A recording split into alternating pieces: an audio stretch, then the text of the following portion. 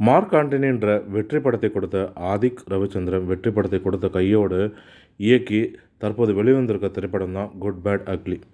இந்த திரைப்படம் தமிழ் புது வருடத்தை முன்னிட்டு கடந்த 10ஆம் தேதி வெளியானது. எல்லா படமும் பார்த்திங்கன்னா வெள்ளிக்கிழமை தான் ரிலீஸ் ஆகும். ஆனால் அஜித்தோட படங்கள் பார்த்திங்கன்னா பெரும்பாலும் வியாழக்கிழமை தான் ரிலீஸ் ஆகும். ஏன்னா அவர் சாய்பாபாவோட தீவிர ரசிகர் அப்படின்றதுனால சாய்பாபாவோட தீவிர ரசிகர்ன்றதுனால வியாழக்கிழமை அன்றைக்கி வெளியானது 10ஆம் தேதி.